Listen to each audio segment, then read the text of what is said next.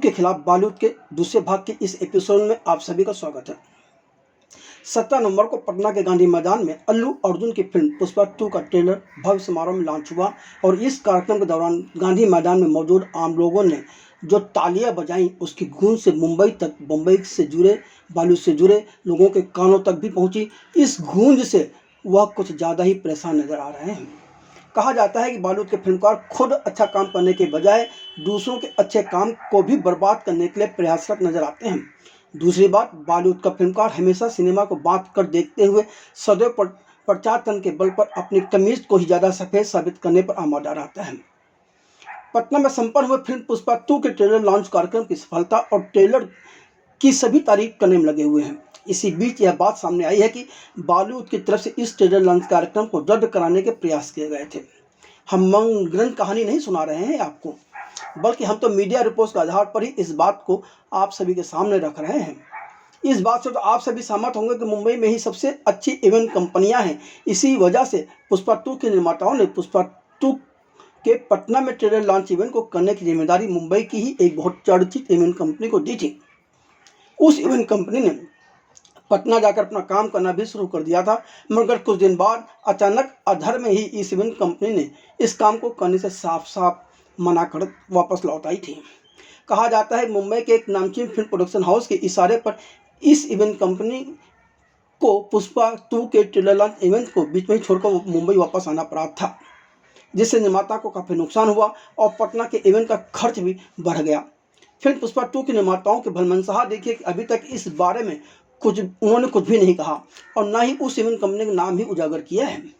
लेकिन बॉलीवुड वह जगह है जहां कोई परमानेंट दोस्त या कोई परमानेंट दुश्मन नहीं होता है। ऐसे में उम्मीद की जानी चाहिए कि आज नहीं तो कल वह इवेंट कंपनी खुद सामने से आकर इस सच को सभी के सामने कबूल कर लेगी। पटना एक ऐसा शहर है जहाँ किसी ने भी अब तक अपनी फिल्म के प्रमोशन की योजना नहीं बनाई थी।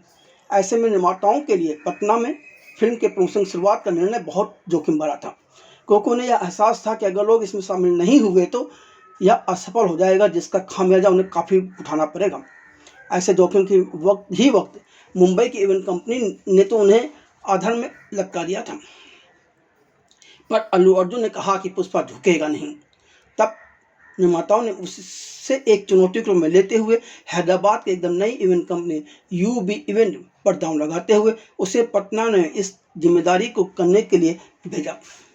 इस कंपनी के लिए हैदराबाद के बाहर इस तरह का यह पहला आयोजन रहा, लेकिन उन्होंने इसे इतने अच्छे ढंग से निभाया कि उसकी गूंज से अभी भी बॉलीवुड के कान बज रहे हैं। मुंबई की कंपनी को धोखा देने के बाद नई कंपनी को ने काम तो संभाल लिया, पर कम समय में उसे ज़्यादा काम करना था, जिसके चलते खर्च भी बढ़ गया। एक समाचार एजेंसी से बात करते हुए इवेंट कंपनी से जुड़े शख्स ने जो कुछ कहा उसके अनुसार उन्हें उन चीज़ों के लिए ₹1.5 खर्च करने पड़ रहे थे जिनकी कीमत आमतौर पर ₹1 होती है। इतना ही नहीं, बहुत सी चीज़ें पटना में उपलब्ध नहीं थी तो उन्हें दूसरे शहरों से मंगवाना पड़ा। मसलन पटना में कारवां उपलब्ध नहीं था तो उसे लखनऊ से लाने के लिए ₹1,40,000 खर्च करने पड़े, जबकि कलाकार के लिए पॉश लग्जरी कार झारखंड से मंगानी पड़ी। यहाँ तक कि डांसर भी दिल्ली और मुंबई से गए थे, जिनकी यात्रा करने पटना में ठहरने आदि पर भी काफ़ी धन खर्च हुआ। 2 दिन के अंदर पटना शहर को पोस्टरों से बांध दिया गया। सभी की मेहनत व ईमानदार कोशिश रंग लाई और कार्यक्रम की जमकर तारीफ 4 दिन बाद भी हो रही है। हाँ, कुछ लोग इस कार्यक्रम को बर्बाद करने के लिए, इस कार्यक्रम को बदनाम करने के लिए अपनी अपनी तरफ से कोशिशें कर रहे हैं। मसलन कुछ लोग आवाज़ उठा रहे हैं कि बिहार और पटना एक बेरोजगार शहर या राज्य है जहां लोगों ने बेरोजगार फ़ायदा उठाया और इस तरह के कार्यक्रम से वहां के लोगों को कोई फ़ायदा नहीं हुआ, जबकि हकीकत यह है कि इस तरह के फिल्म के कार्यक्रम हमेशा होते रहने चाहिए, क्योंकि इससे पटना वासियों को फ़ायदा हुआ है, नुकसान नहीं हुआ है। कुछ दिन के लिए उनको रोज़गार भी मिला और काम भी मिला। भाई, जितने लोग यहाँ से गए पटना गए, उनके रहने ठहरने यात्रा करने पर जो खर्च हुआ, जो गाड़ियाँ लगी, जो होटल काम आए, वह तो पटना के ही थे।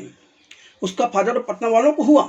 और छोड़ दीजिए, पोस्टर्स पटना में छपवाए गए, पोस्टर दीवारों पर चिपकाने का काम भी पटना के लोगों ने किया।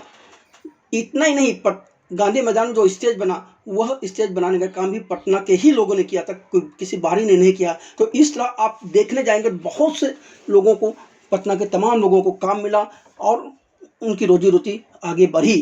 तो हम तो यही कहेंगे कि बॉलीवुड को भी चाहिए कि वह अपनी फिल्मों के कार्यक्रम पटना में इसी तरह से करते रहें, जिससे कि लोगों को भी रोजगार के नए नए अवसर उपलब्ध हों। पुष्पा 2 की टीम ने 7 फिल्म के प्रमोशन के लिए 7 शहरों में कार्यक्रम की योजना बनाई।